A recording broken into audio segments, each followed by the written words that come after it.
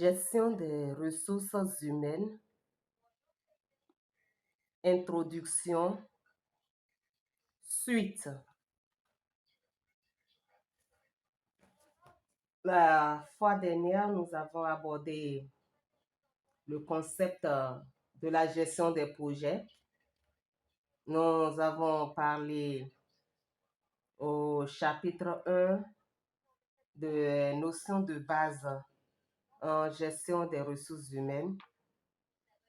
Nous avons abordé assez de notions concernant la gestion des ressources humaines, le personnel, les ressources humaines proprement dites, la différence entre la gestion des ressources humaines et la gestion du personnel, les objectifs de la gestion des ressources humaines.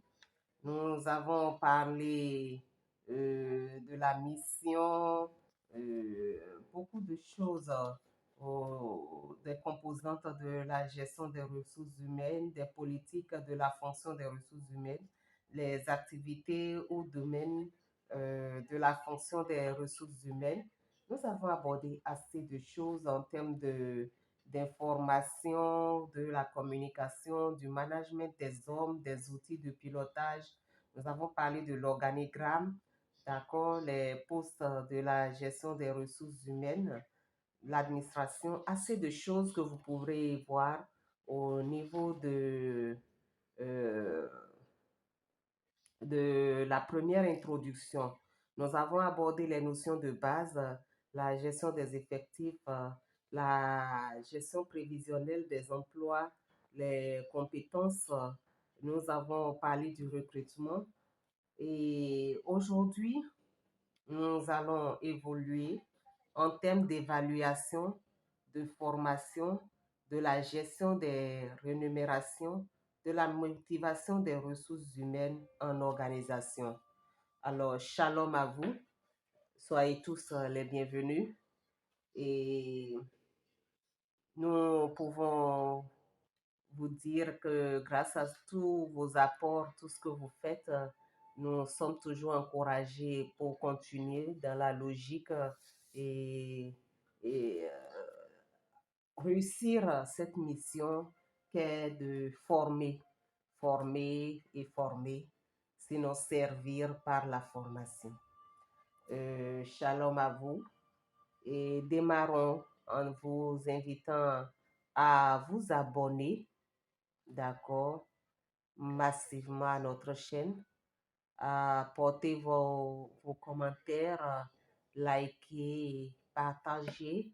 D'accord, Chaya Fondation, nous formons gratuitement nos membres et c'est un plaisir d'être à votre service.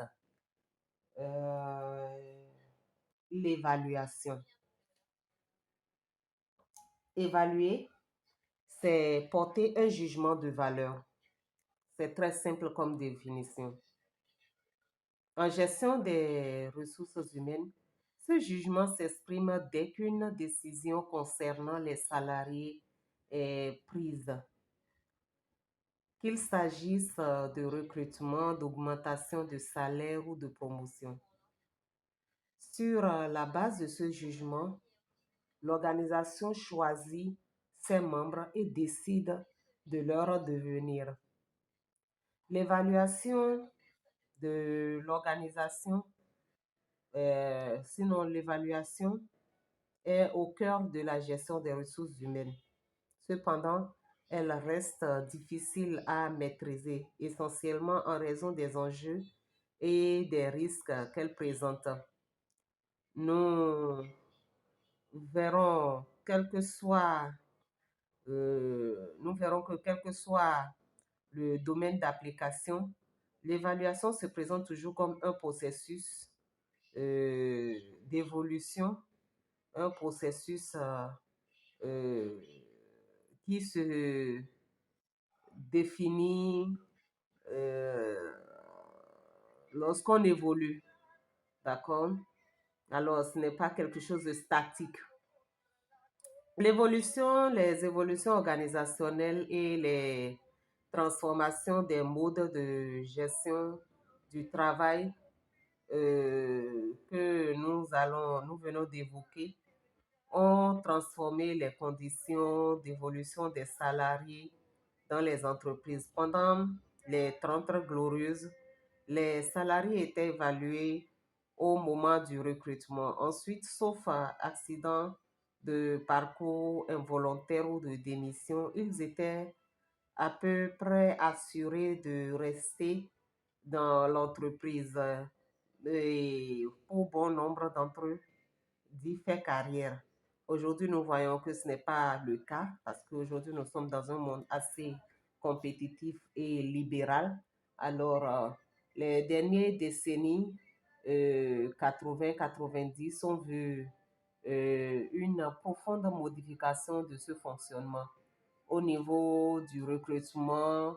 La recherche de flexibilité conduit à recruter de plus en plus pour des durées assez limitées, sur contrat à durée déterminée, d'accord, et en termes de stage, en termes d'intérim, en termes d'aspiration. Donc, ce n'est plus comme auparavant où vous pourrez vraiment faire carrière dans le métier. Aujourd'hui, seuls ceux qui tiennent vraiment à évoluer dans le cadre d'une entreprise, ça donne, sinon ils font réellement carrière. Alors, définissons de façon plus approfondie l'évaluation. L'évaluation est un jugement multidimensionnel porté par un ou plusieurs responsables sur la capacité des ressources humaines à procurer un emploi ou un poste de travail et à évoluer. Ici, nous pouvons dire qu'il y a des objectifs poursuivis, des objectifs tels que mesurer la contribution de chaque salarié, favoriser l'accroissement de cette contribution et s'il faut parler aussi d'identifier des points faibles, des points forts du salarié, déterminer les différentes politiques de gestion des ressources humaines appropriées aux points faibles et aux points forts en termes de formation, de rémunération, de promotion, de recrutement. Quelles sont les étapes d'évaluation des ressources humaines?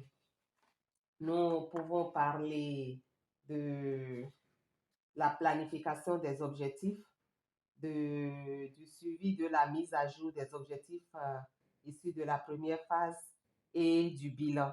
Alors, quand nous parlons de planification des objectifs, il s'agit de revoir la pertinence de la description du poste et de la mettre à jour à travers un entretien entre l'employé, l'employeur ou le superviseur. Quand nous parlons du suivi de la mise à jour des objectifs issus de la première phase, l'employé et l'employeur doivent réaliser les attentes auxquelles ils ont été engagés. Et le bilan consiste à permettre à l'employeur et à l'employé de faire le point des tâches accomplies et l'atteinte des objectifs fixés.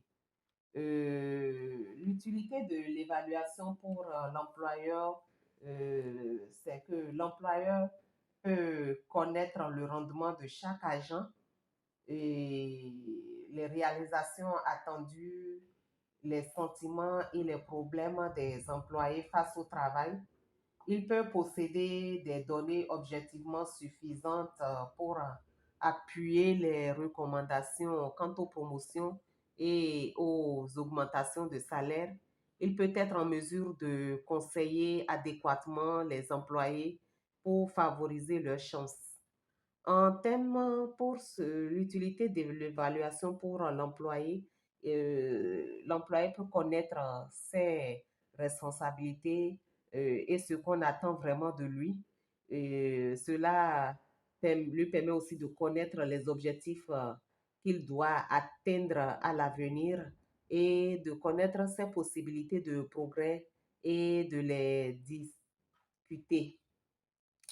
Il peut, cette évaluation permet aussi à l'employé de savoir sur quels critères et selon quelles normes ses résultats sont appréciés, euh, de savoir ce que son supérieur pense de son rendement et de savoir quelle formation supplémentaire il devrait acquérir pour être toujours performant.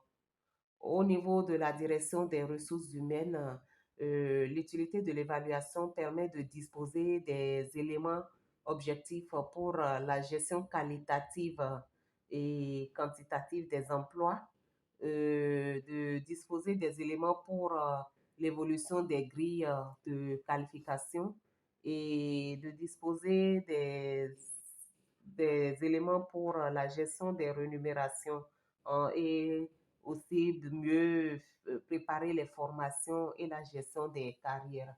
Alors, quels sont les modes d'évaluation qu'il existe? Il existe l'évaluation non consensuelle, l'évaluation consensuelle. En termes d'évaluation non consensuelle, le processus d'évaluation met en jeu deux acteurs, à savoir l'évaluateur et l'évalué. L'évaluation non consensuelle, c'est le mode d'évaluation qui exclut l'entretien avec l'évalué.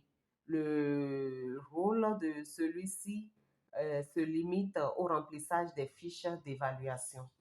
L'analyse, à l'analyse, ce mode d'évaluation, bien que rapide, n'intègre pas toutes les préoccupations de l'agent dans l'exécution de ses activités. Il ne permet pas d'apprécier l'effort qui est fait pour atteindre les objectifs et ignore les difficultés qui ont été rencontrées. De ce fait, les questions de compétences ne sont pas forcément prises en compte. Au niveau de l'évaluation consensuelle, consensuelle est le mode d'évaluation qui intègre à son processus euh, l'entretien avec l'évalué. Elle suppose en début d'exercice la définition des objectifs à atteindre, la mise à disposition des moyens appropriés pour la réalisation du travail et un suivi de la tenue du poste de travail. Les types d'évaluation. Il y a l'évaluation des compétences, l'évaluation des performances, l'évaluation mixte et en termes euh, de méthode d'évaluation. Il y a l'évaluation à 180 degrés, l'évaluation à 330 degrés, l'évaluation à 540 degrés. Et essayons de voir ce que nous entendons par les trois approches d'évaluation des salariés dans une entreprise. L'évaluation des compétences, ce type d'évaluation euh, différencie les critères de compétences selon les types de postes. L'évaluation des compétences professionnelles est l'occasion de faire le point sur les compétences disponibles dans l'entreprise afin de les exploiter intelligemment. Si cette obligation concerne toutes les entreprises, les modalités d'évaluation des collaborateurs peuvent varier. L'évaluation des performances encore est appelée l'évaluation du rendement des employés. L'évaluation des performances à l'occasion est l'occasion pour un manager d'examiner les performances de ses subordonnés directs. Le responsable vérifie que les objectifs fixés au préalable sont atteints et cherche à identifier des pistes d'amélioration pour apporter des pistes d'amélioration pour optimiser les performances du salarié et de l'entreprise. L'évaluation mixte, il s'agit d'un type d'évaluation qui combine les deux logiques que sont le poste et l'occupant. En termes de méthode d'évaluation, autre méthode d'évaluation, on peut parler de l'évaluation à 80 degrés, excusez, l'évaluation à 180 degrés du moins ça. C'est une méthode d'évaluation dans laquelle le salarié est évalué à la fois par son supérieur hiérarchique et par ses collègues au même niveau hiérarchique. L'évaluation à 360 degrés, c'est une méthode d'évaluation dans laquelle le salarié est évalué à la fois par son supérieur hiérarchique, par ses collègues de même niveau hiérarchique et par ses subordonnés.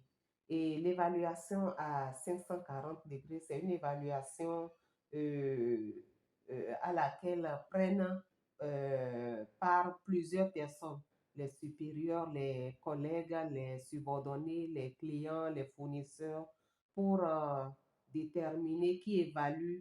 On tient compte du poste et des objectifs à atteindre. Ce type d'évaluation en termes de 540 degrés permet réellement d'obtenir un portrait complet de l'ensemble des membres du personnel, incluant les membres de la gestion. Cependant, l'équipe doit être assez mature et les relations entre collègues doivent être déjà harmonieuses pour qu'on n'ait pas des évaluations biaisées. Alors, la dernière fois, nous étions en thème de recrutement. Nous avions cité un certain nombre de choses sur lesquelles nous revenons rapidement. Ces genres de choses sont entre autres les coûts de recrutement, les frais au recrutement, les coûts d'intégration. Et il y avait quelques notes auxquelles nous étions en train de parler, quelques notes que nous devions prendre en ce qui concerne la définition du poste. Nous avons fait un bref aperçu là-dessus. Aujourd'hui, nous allons revenir un peu plus en profondeur avant d'aborder la formation et de terminer par la gestion des rémunérations et la motivation des ressources humaines. Alors, revenons un peu en arrière pour quelques notions. La définition du poste. En parlant de définition du poste, elle consiste à définir le besoin de l'organisation euh, euh, et ses exigences quand quant au contenu de l'emploi pour lequel euh, elle recrute, c'est-à-dire les tâches à exécuter. Je reprends un peu pour que cela soit un peu plus clair. La définition du poste, elle consiste à définir les besoins de l'organisation et ses exigences quant au contenu de l'emploi pour lequel elle recrute, c'est-à-dire les tâches euh, à exécuter. Elle comprend trois axes principaux. La mission du poste, situer le poste dans la réalisation des objectifs de l'entreprise, les principales responsabilités, les tâches que le titulaire aura à réaliser et la façon de les réaliser, le positionnement de la structure, situer le poste dans l'organigramme de la structure. Je crois qu'on en avait déjà parlé, mais je reviens là-dessus pour mieux avancer. Et la fiche du poste.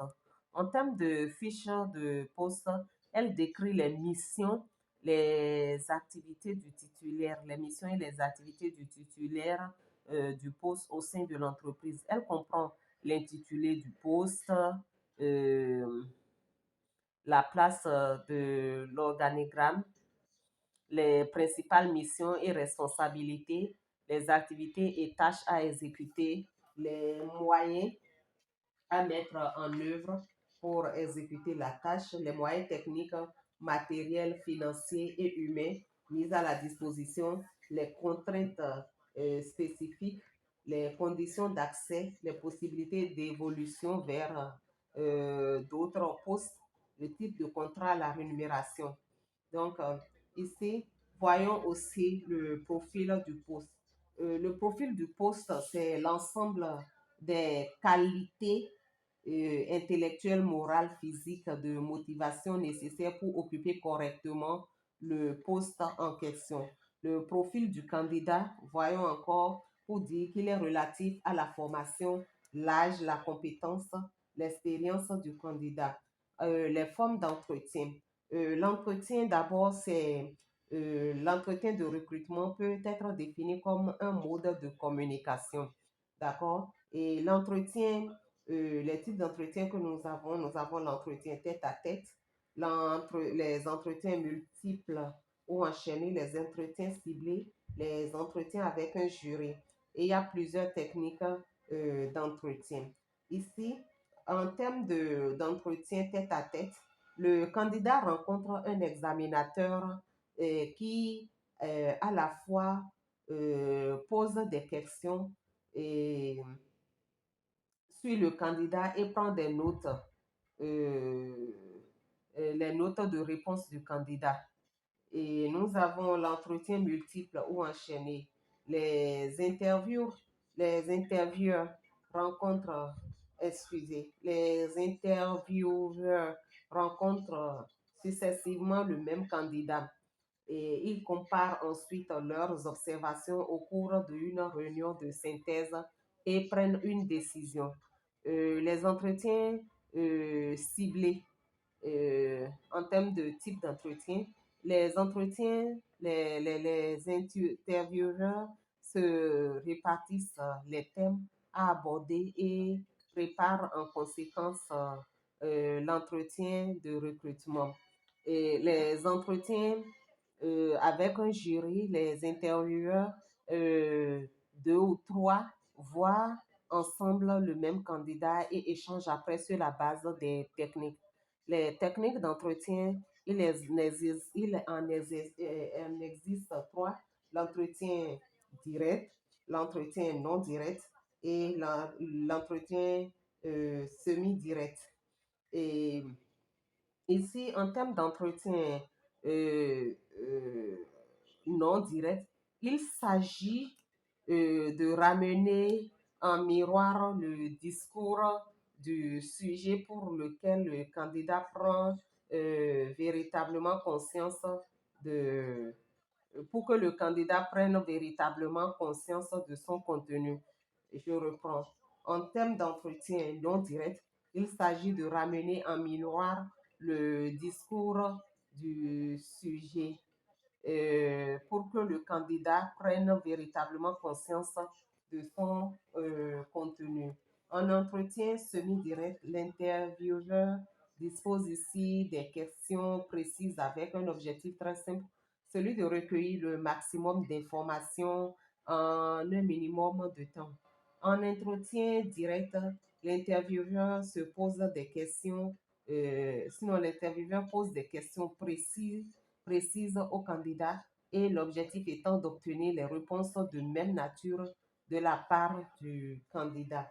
Alors, les autres types de candidature, sinon les autres types d'entretien euh, qui peuvent aussi améliorer la candidature de la personne sont les techniques suivantes.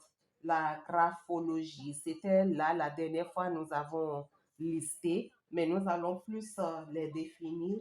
La graphologie, il s'agit d'une méthode qui consiste à décrire la personnalité d'un candidat à partir des caractéristiques de son écrit, de son écriture. D'accord? On vous fait faire juste une lettre de demande ou un CV que vous allez écrire de façon manuscrite. Là, on peut déjà identifier votre personnalité. L'astrologie.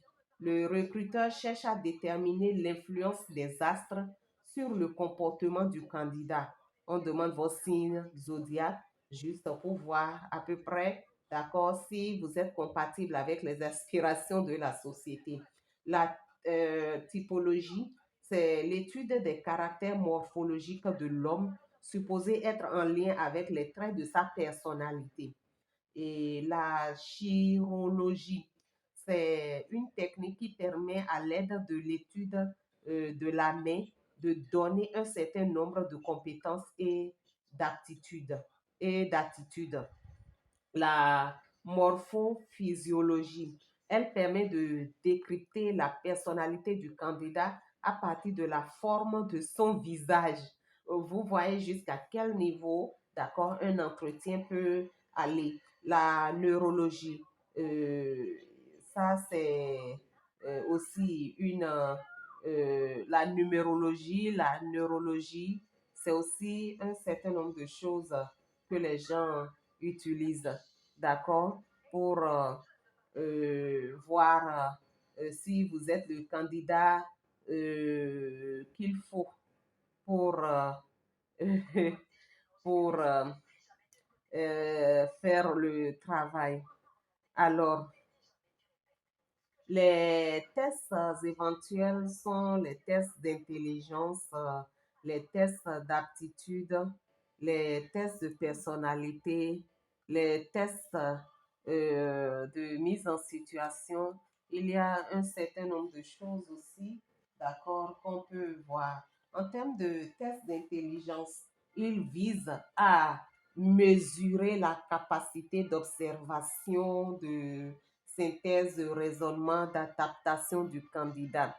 En termes de tests d'aptitude, les tests d'aptitude, ils visent à mesurer la capacité particulière nécessaire pour réussir dans certains emplois, aisance verbale, capacité d'analyse, capacité de mémoire, d'accord. Les tests de personnalité, ils visent à cerner le caractère le caractère, l'ambition, la sociabilité, le dynamisme du candidat. Les tests de mise en situation, ils visent à juger correctement, sinon concrètement, les capacités et les comportements du candidat en le plaçant dans une situation quotidienne du poste proposé. Alors, comme nous l'avons dit, ça c'était juste un feedback sur les notions que nous avons citées de la dernière fois sans les avoir définies.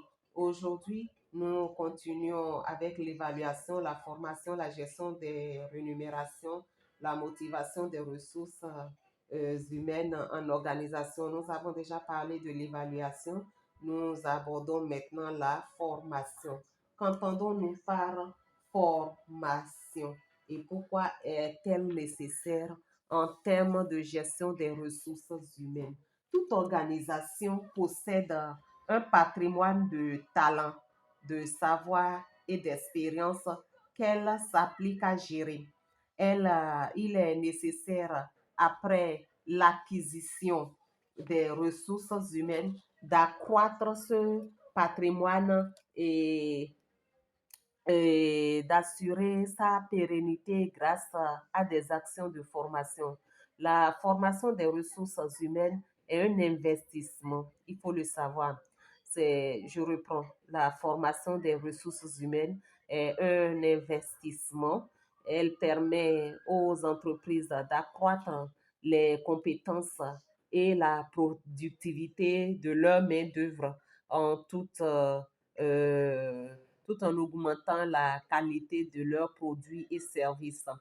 Elle est une activité à, euh, à valeur ajoutée qui favorise l'adaptation et la flexibilité des individus face aux défis à relever. La formation et le recyclage, qu'entendons-nous par ça en termes de formation? La formation, c'est l'ensemble des actions, des moyens, des méthodes et supports planifiés à l'aide desquels les salariés sont incités à améliorer leurs connaissances, leur comportement, leur attitude, leur habileté et leur capacité mentale nécessaires à la fois pour accomplir de façon adéquate leurs tâches et et leurs tâches présentes et futures. C'est un transfert aux salariés de connaissances pour mieux travailler. C'est un transfert de connaissances et de savoir-faire pour permettre aux salariés de bien s'acquitter de leurs tâches. En termes de recyclage, le recyclage est une formation complémentaire dans le domaine de compétences du salarié, sinon de l'agent, en vue de son adaptation à de nouvelles techniques de la tenue d'un poste.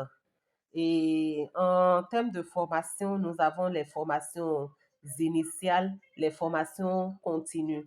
Les formations initiales sont des formations euh, destinées ce sont des actions de formation destinées à favoriser l'intégration d'un agent dans un corps de fonction. D'accord? Ça peut être un corps de fonction public ou un corps de fonction privé. La formation continue est considérée comme l'ensemble des mécanismes et dispositions par lesquels les employés sont appelés à s'adapter aux changements structurels et aux variations de l'organisation de travail. Elle a pour but l'adaptation et la promotion professionnelle et sociale des travailleurs. Elle confère aux travailleurs une qualification nouvelle et leur permet d'accéder aux différents niveaux de culture et de qualification professionnelle. Euh, Qu'entendons-nous par formation générale et par formation euh, qu'entendons-nous par formation générale et formation professionnelle? La formation générale, c'est le niveau des acquisitions de scolarité générale ou professionnelle requis pour un emploi afin de pouvoir donner un rendement acceptable à un emploi. Et la formation professionnelle, c'est la formation prise dans un établissement, d'accord, dans un établissement scolaire pour euh, dans un établissement scolaire ou dans une organisation ou encore dans les deux en même temps pour permettre euh, à une personne d'acquérir des connaissances théoriques et pratiques à un domaine spécifique et qui lui sont nécessaires pour exercer avec compétence son métier ou la profession qu'elle a choisie. La formation professionnelle a pour but, d'accord,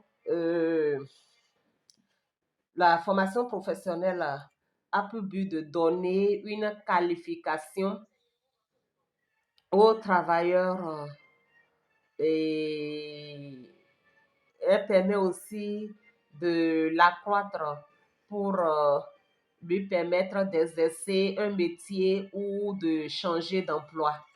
Donc, toute structure peut offrir des formations professionnelles, tout comme aussi des formations générales. Nous pouvons aussi donner l'intérêt des formations. La formation est à la base de la plupart des améliorations de la performance de l'organisation. Elle présente les intérêts suivants. L'amélioration de la qualité du travail, l'amélioration de la qualité du produit et l'amélioration de la technique des agents. Les intérêts d'action de formation peuvent également être répertoriés en fonction des bénéficiaires. D'accord? Et on peut distinguer l'intérêt pour la structure, pour le salarié, pour l'économie tout entière de l'entreprise. Pour l'entreprise, la formation continue est un moyen d'adapter la main-d'œuvre aux changements techniques, économiques ou sociaux de façon à conserver et à améliorer la productivité de l'entreprise. Elle constitue de ce fait un investissement. Pour le salarié, la formation participe à sa promotion et lui permet de maintenir et d'approfondir ses capacités. Et elle participe à l'édification du salarié, d'accord? Et pour l'ensemble de l'économie, c'est un atout de compétences économiques. En termes de formation, nous allons toujours parler des cycles de formation, l'identification et l'analyse des besoins en formation, et la planification et la conception de la formation, et évoluer un peu plus loin avec la diffusion de la formation, l'évaluation et les suivis post-formation pour voir ce qu'on entend par tableau de bord en termes de formation. Et nous pouvons déjà démarrer pour dire en termes de cycle de formation, une politique de formation intègre les 4 phases que nous venons de citer. D'accord, identification et analyse des besoins, planification et conception de la formation.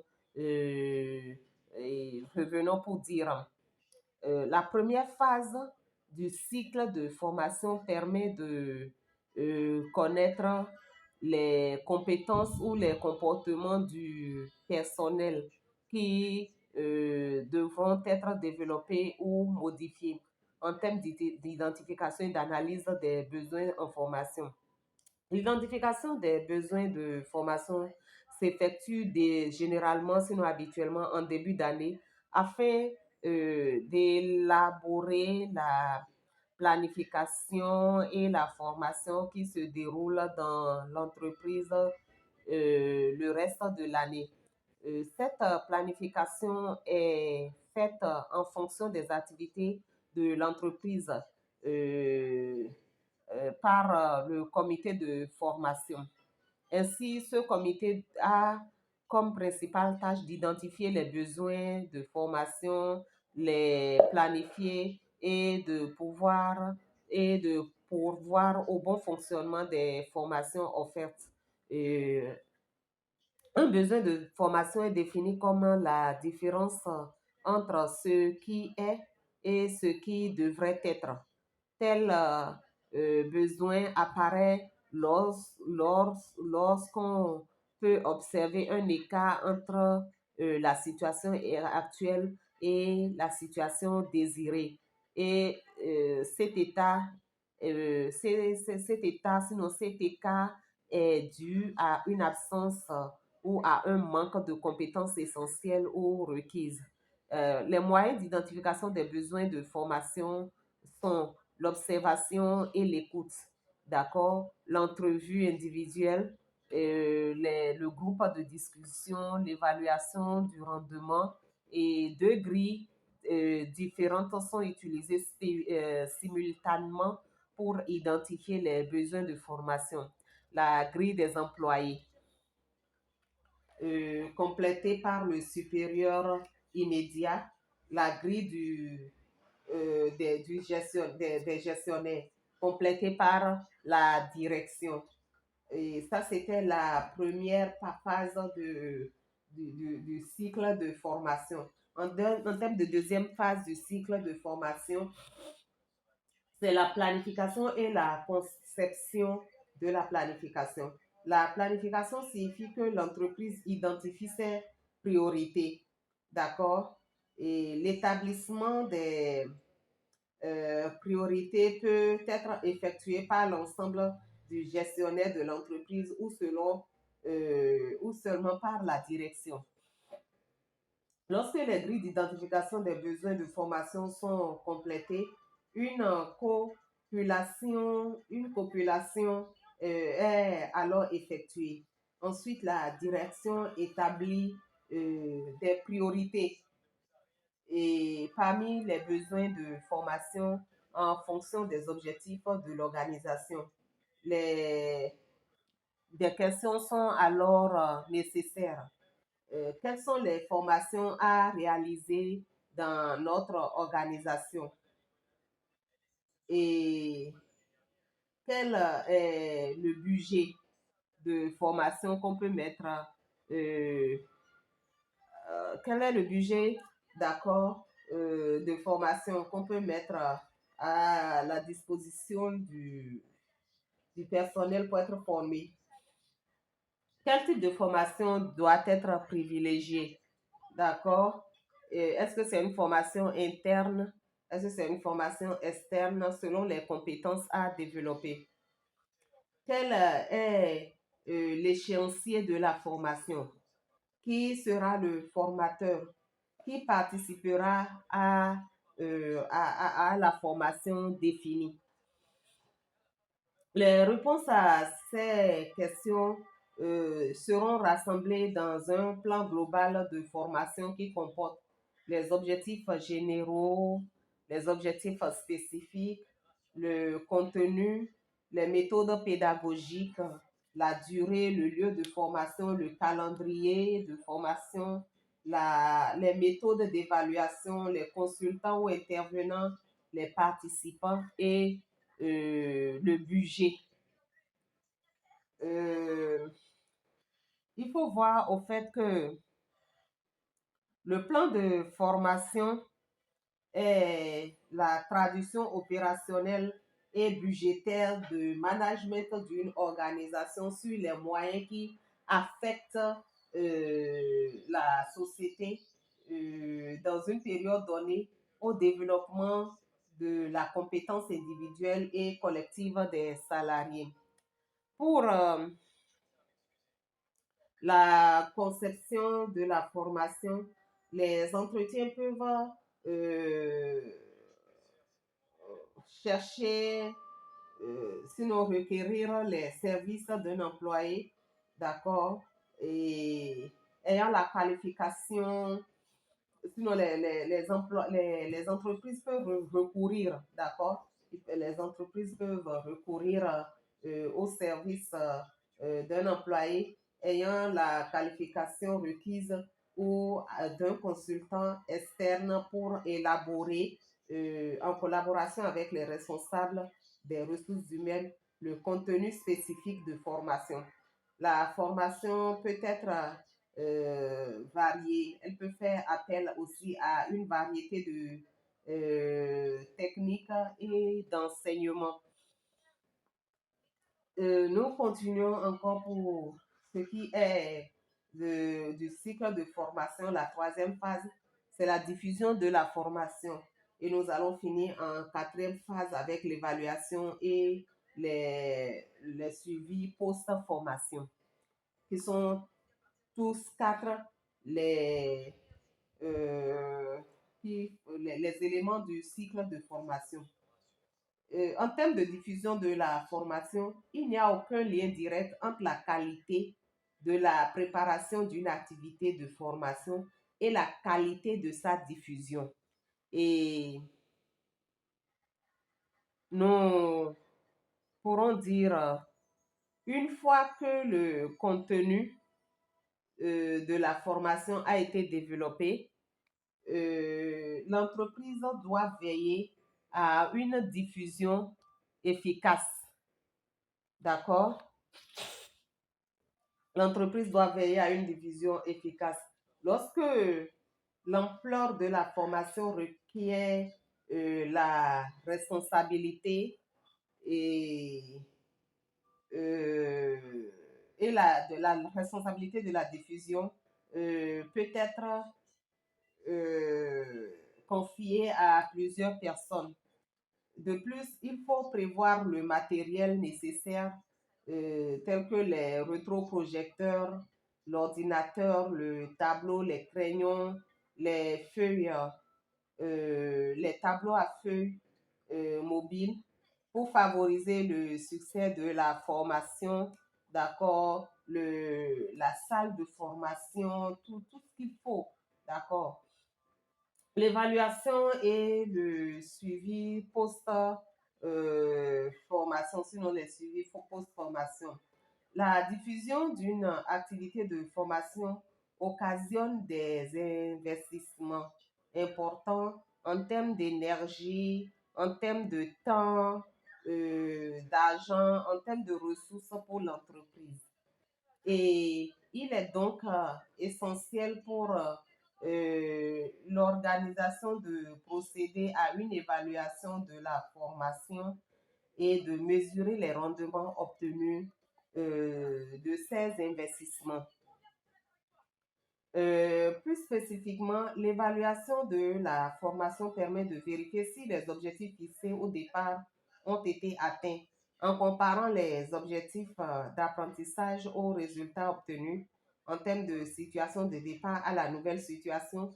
Il est possible de juger à quel point l'activité de formation a été bénéfique pour les employés et si celle-ci s'est traduite par des retombées concrètes pour l'entreprise. Ici, on peut voir certains éléments d'analyse pour l'évaluation. La participation, est-ce que les participants ont apprécié la formation? Les participants ont-ils acquis de nouvelles connaissances? Les participants appliquent-ils les nouvelles techniques ou méthodes dans leur réalité de travail?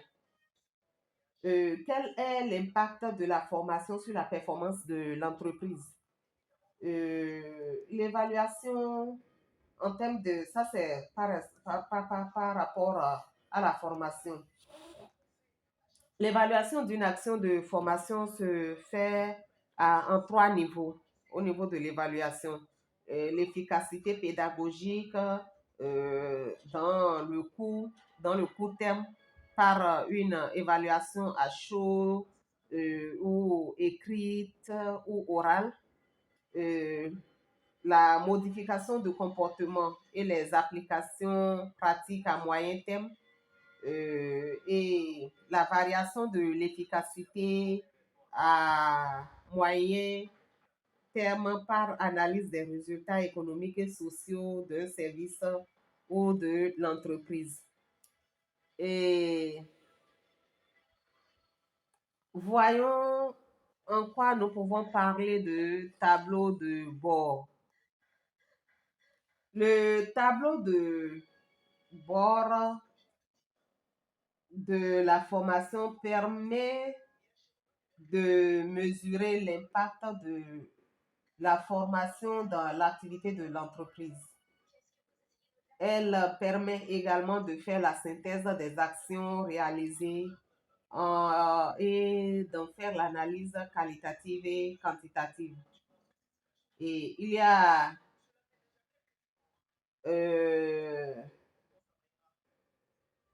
on trouve quelques principaux indicateurs de pilotage de la formation dans le tableau de bord. Et lorsque nous allons évoluer plus loin, nous allons plus nous approfondir là-dessus. En termes de rémunération, j'espère nous évoluons et que la compréhension suit. N'oubliez pas de vous abonner à notre chaîne, de commenter, d'aimer, de liker, de partager et de soutenir nos travaux. Et sachez que les formations sont totalement gratuites et cela nous donne du réconfort de voir que vous appréciez ce que nous faisons. Nous sommes ici sur l'introduction à la gestion des ressources humaines.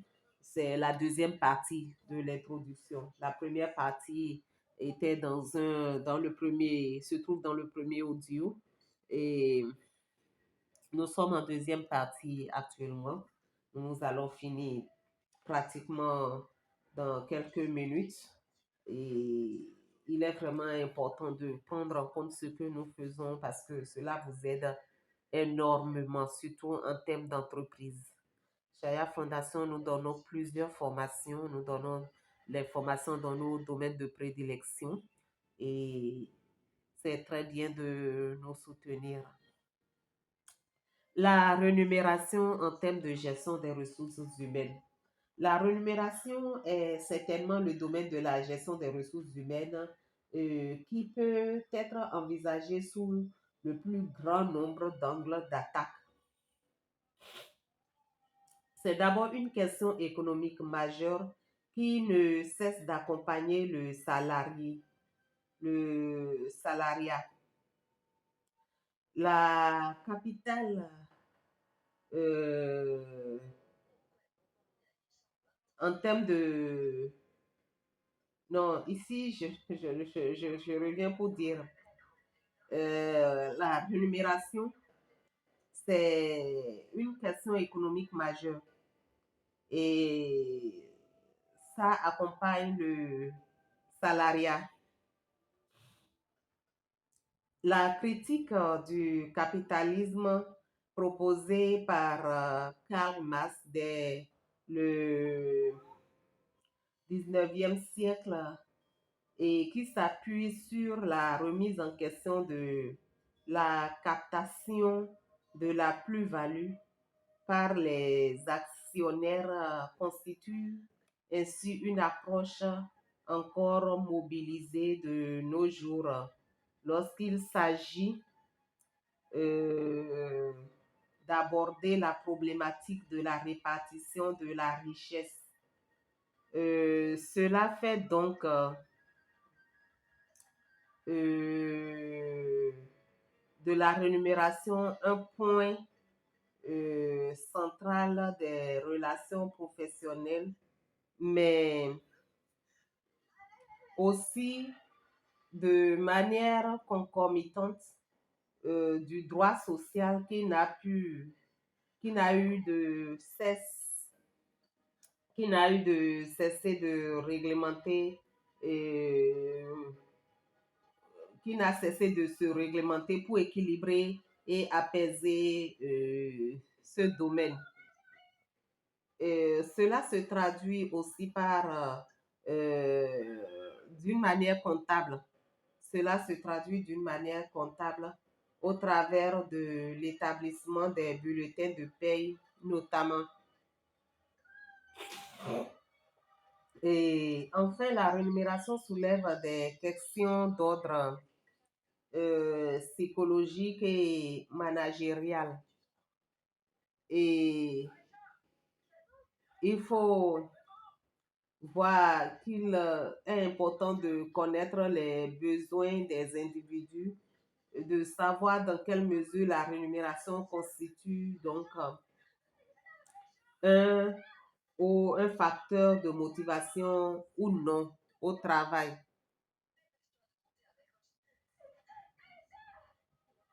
Ici,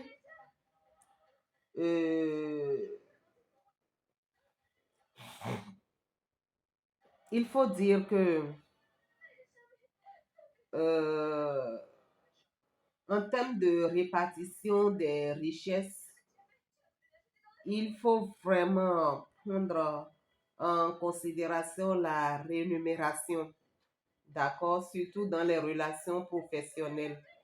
Et il faut aussi voir qu'il est vraiment important de réglementer ces rémunérations pour mieux diriger les entreprises.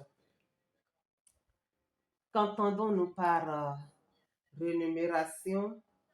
Quels sont les objectifs de la rémunération et quelles en sont les composantes?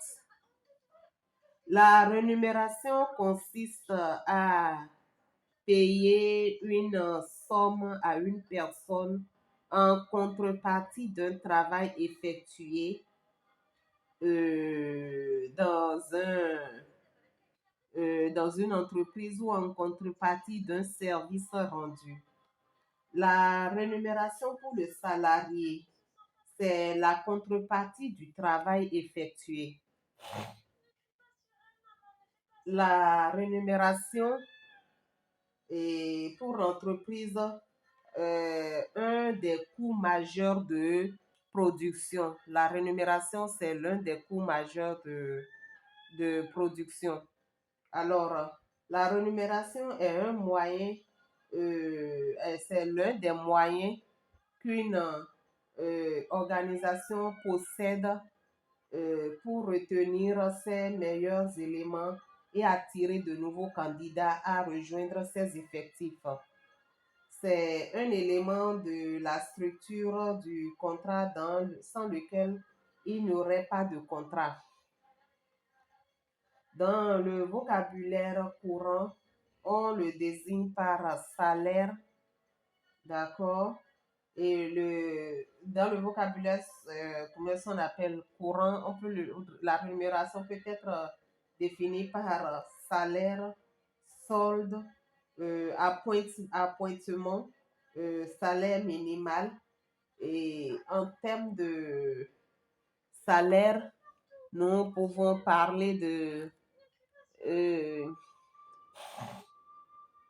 en termes de salaire, nous pouvons dire que ce sont les rémunérations versées aux ouvriers et aux agents subalternes. L'appointement, ce sont les rémunérations des employés cadres et hauts cadres. Le solde, ce sont les rémunérations du personnel militaire. Le salaire minimum, c'est le montant jugé nécessaire à un travailleur, sa famille, nécessaire à un travailleur et à sa famille pour subsister. Ici, nous pouvons continuer pour parler des objectifs de la rémunération. La rémunération a des objectifs de base. L'objectif de base de la gestion de la rémunération est de répondre aux besoins des employés et de l'organisation. Les objectifs de la rémunération sont acquérir du personnel qualifié, conserver les employés actuels, assurer l'équité entre les salariés, récompenser les salariés les plus performants, contrôler les coûts, se conformer aux réglementations légales, faciliter la compréhension, motiver le personnel, prendre en compte toutes les compétences. Les composants de la rémunération sont très variés. Dans le cadre euh, dans notre cadre, nous allons évoluer les salaires de base, nous allons évoquer du moins ça, les salaires de base, les heures supplémentaires, les primes, les indemnités, les avantages, un certain nombre de choses. Alors, le salaire de base, c'est quoi? Le salaire de base est l'élément essentiel du contrat de travail qui lie le salarié à l'entreprise. Traditionnellement, le salaire de base rémunère le travail fourni, le nombre d'heures et la qualification du salarié. Le salaire de base peut être fixé au temps ou au rendement. Lorsque le salaire de base est fixé au temps autant le salaire, autant est un salaire honoraire. Le salaire mensuel est obtenu en multipliant le nombre d'heures de travail par le taux horaire. Et il faut voir que on fait S égale N fois TH. S étant le salaire, le nombre d'heures étant le nombre d'heures de travail dans le mois étant N et le taux horaire TH étant le taux horaire ou le salaire horaire. Avec le développement de la mensualisation, le salaire est fixé pour un mois, quel que soit le nombre de jours ouvrables. De plus, les salaires sont payés les jours fériés.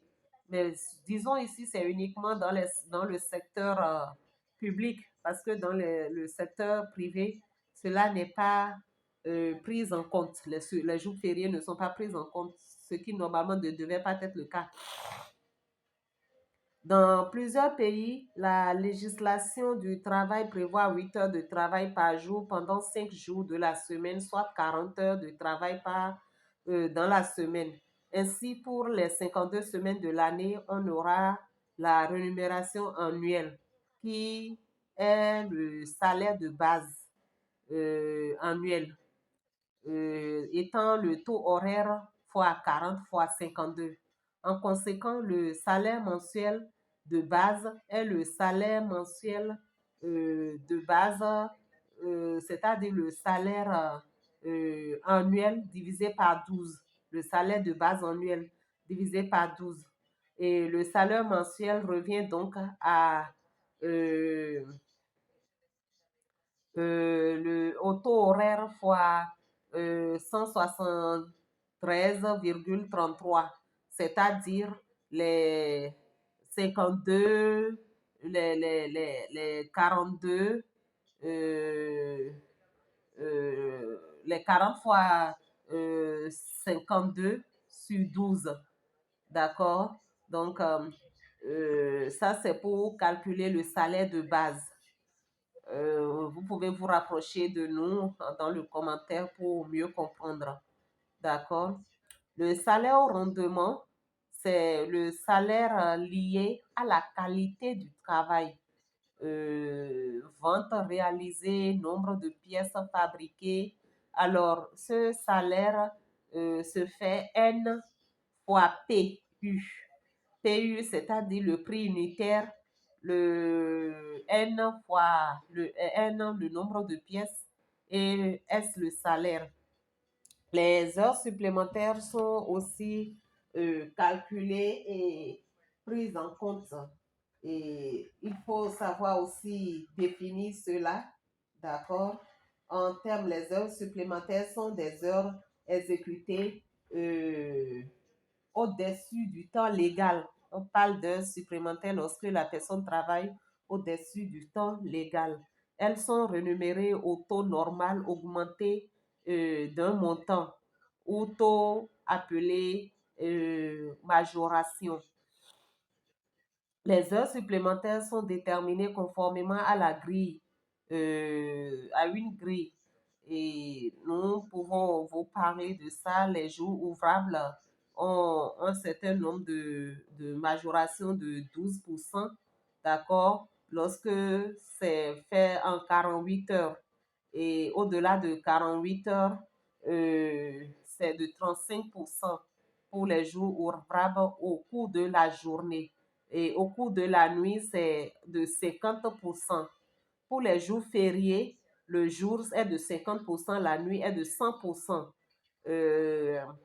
Il faut vraiment voir cela, d'accord, qu'il ne faut pas dépasser plus de 20 heures d'heures supplémentaires par semaine.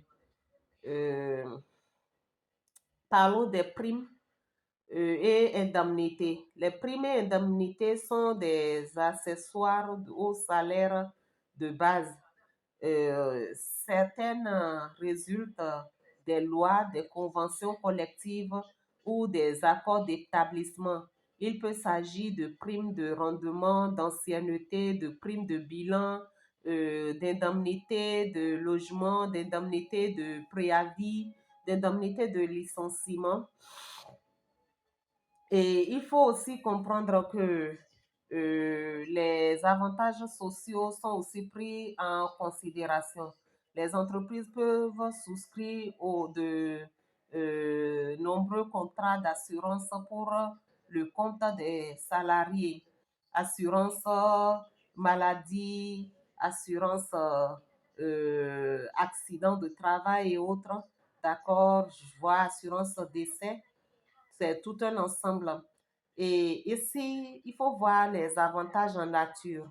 Les avantages en nature sont des biens ou des services fournis aux salariés de l'entreprise gratuitement par l'employeur ou moyennant une participation inférieure à la valeur réelle. Il peut s'agir de voitures, de téléphones, d'accord, et dans une entreprise, il faut savoir calculer le salaire brut. Il faut savoir calculer les cotisations, les obligations, les versements du patronat, les retenues facultatives, les salaires nets et savoir prévoir la fiche de paye. Nous pouvons en parler, mais brièvement, d'accord, en termes de calcul du salaire. Comment se calcule le salaire brut? Il est constitué de salaire de base augmenté de tous les avantages. Il constitue l'assiette de calcul des diverses retenues et charges. Salaire brut égale salaire de base plus avantage, c'est-à-dire prime, indemnité, heures supplémentaires. Les retenues obligatoires sont quoi? Qu'est-ce qu'on entend par retenue obligatoire? Nous avons les IST ou impôts sur traitement de salaire. L'impôt est calculé par l'application à la base d'imposition salaire brut des taux progressifs suivants. 0% pour la tranche inférieure ou égale à 60 000, 10% pour la tranche comprise entre 61 et 150 000, 15% pour la tranche comprise entre 151 000 et 200 000 francs, 250 000 francs. Je parle en termes de francs CFA, 19% pour la tranche comprise entre 251 000 et 500 000 francs et 30% pour la tranche supérieure à 500 000 francs. Et ça, c'est pour les retenues obligatoires. Nous avons des cotisations en termes de part ouvrière, en termes de part patronale. La part ouvrière est de 3,6% du salaire brut non arrondi. Et la part patronale est de 19,4 ou de 16,4 du salaire brut non arrondi comprenant les allocations familiales qui sont à 9% du salaire brut, les risques professionnels de 1 à 4% du salaire brut, les pensions de retraite de 6,4% du salaire brut. Le versement patronal sur salaire. Le versement patronal sur salaire est de 4% du salaire brut. Il faut noter que pour calculer les versements sur salaire et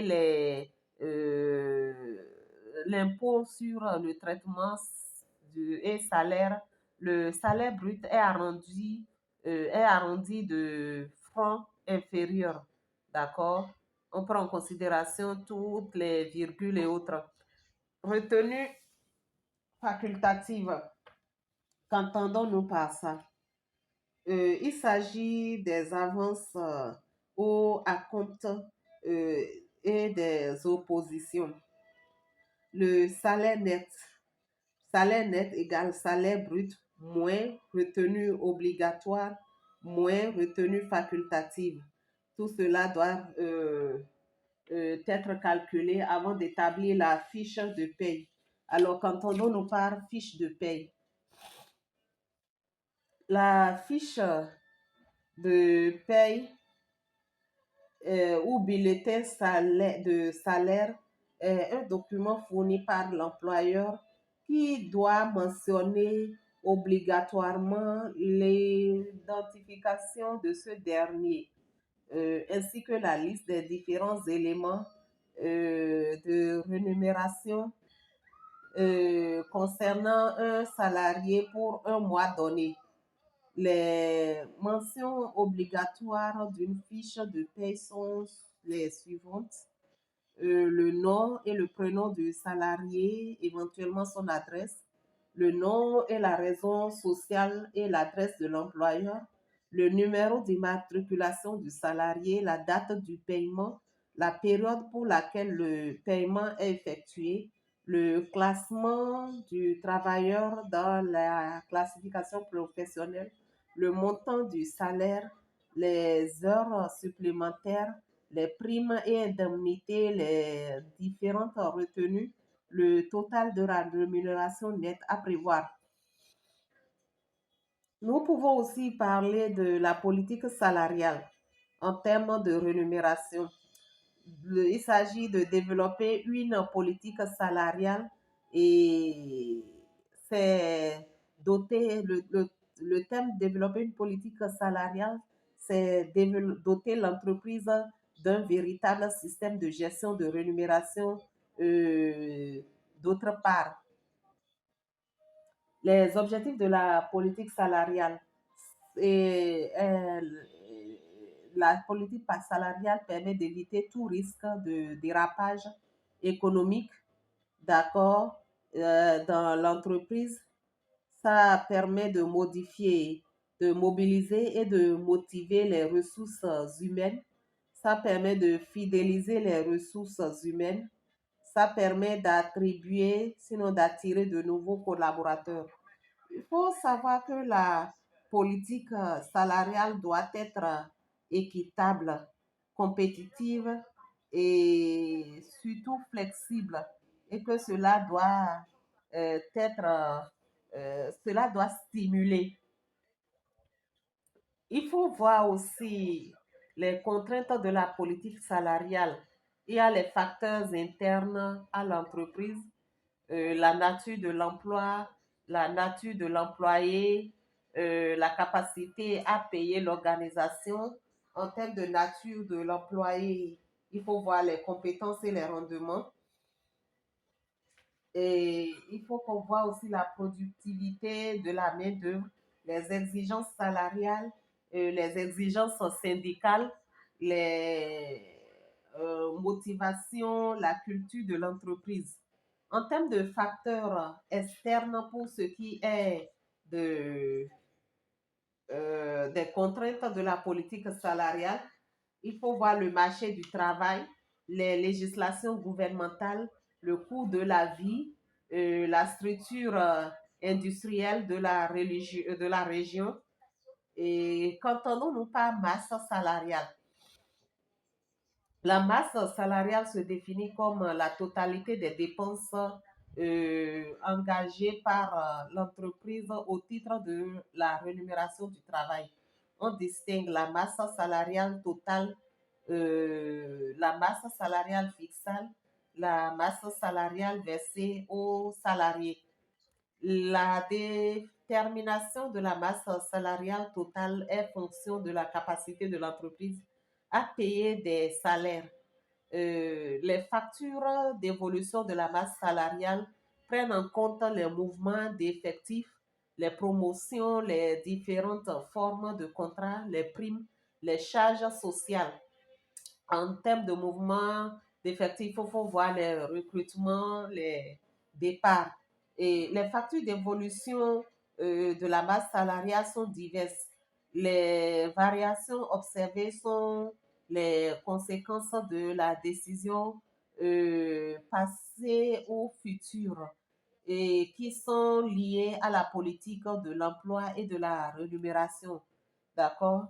Il faut aussi voir en termes de factures d'évolution de la masse salariale, il faut voir les augmentations générales, les augmentations individuelles.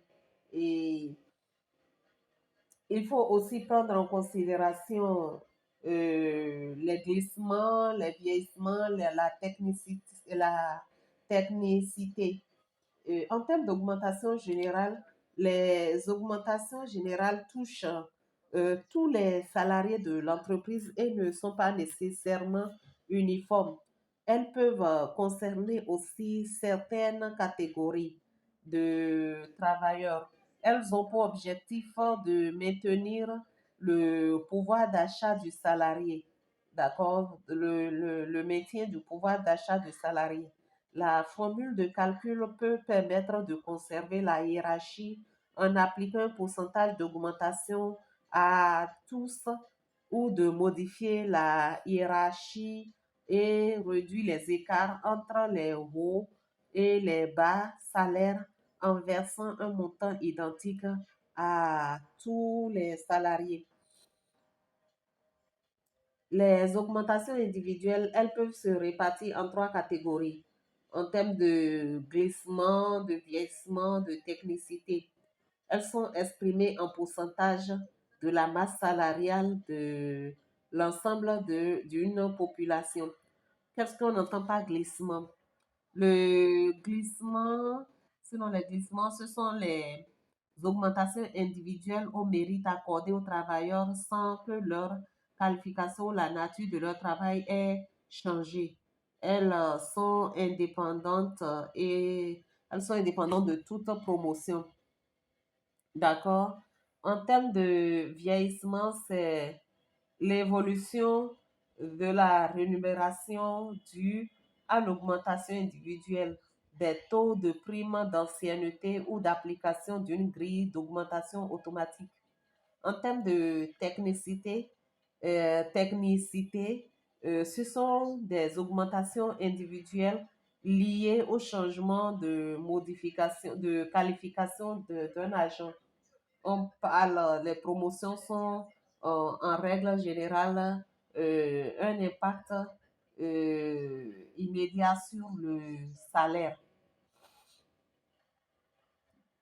Que comprenons-nous au niveau de l'évolution en niveau et en masse?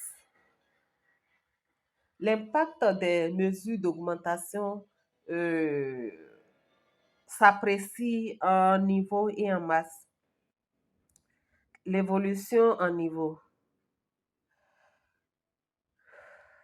c'est le pourcentage d'évolution de la rémunération instantanée d'une personne ou d'un groupe de personnes entre deux dates données.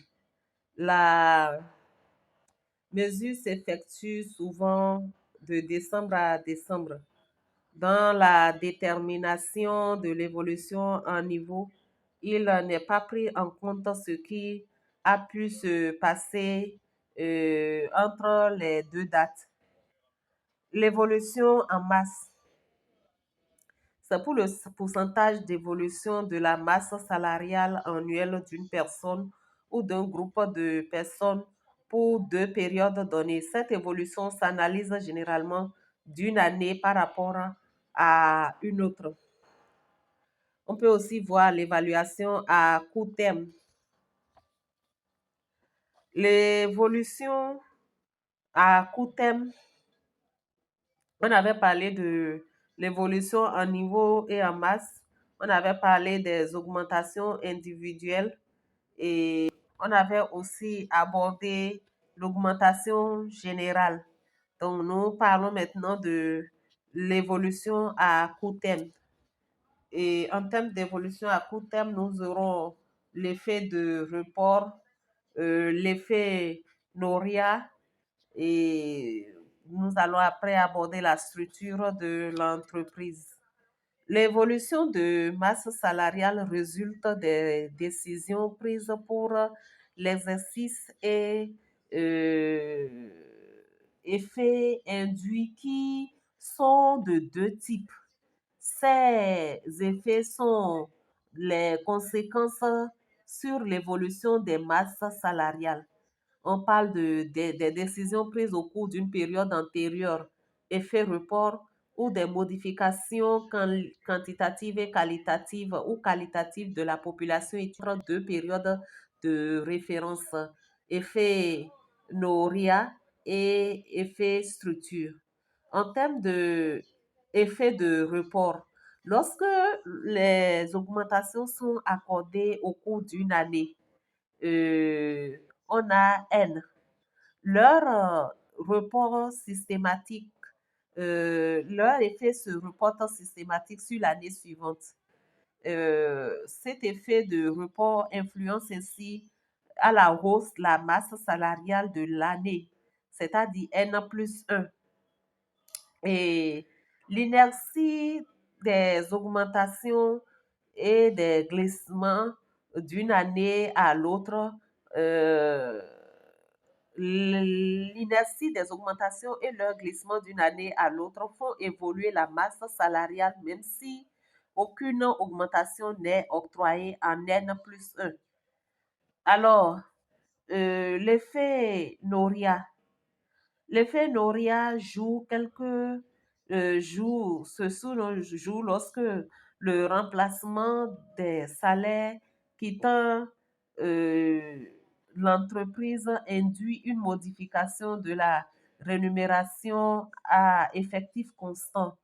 Dans la majorité des cas, euh, principalement lors des départs à la retraite, la Noria, l'effet Noria est négatif et allège la masse salariale.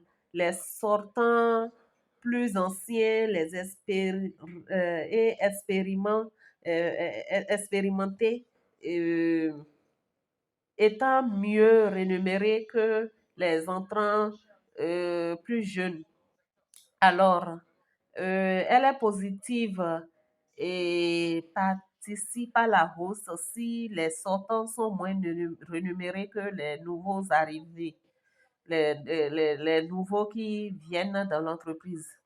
L'effet de structure, c'est l'évolution de la masse salariale euh, entraînée par le changement des répartitions de la population entre les différentes catégories au cours de chaque période, chacune des périodes analysées. L'effet structure, l'effet de structure modifie la masse salariale en absence, en l'absence de toute augmentation ou de tout effet d'effectif ou de lauréat.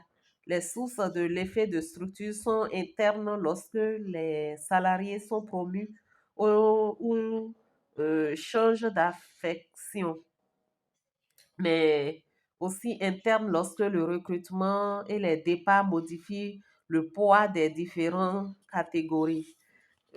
La gestion des ressources humaines est complexe et il faut savoir qu'on qu'on ne peut pas tout détailler. Chaque structure a sa manière de fonctionner et d'être opérationnelle.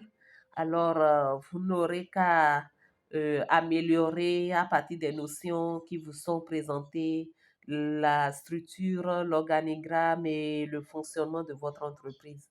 Nous allons vous demander de faire un petit exposé sur la motivation des ressources humaines en organisation en termes d'exercice pour clore cette formation. Et merci de nous avoir suivis. C'est un plaisir de vous servir.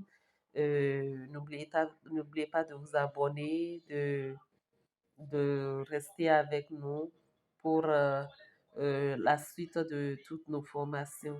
Merci.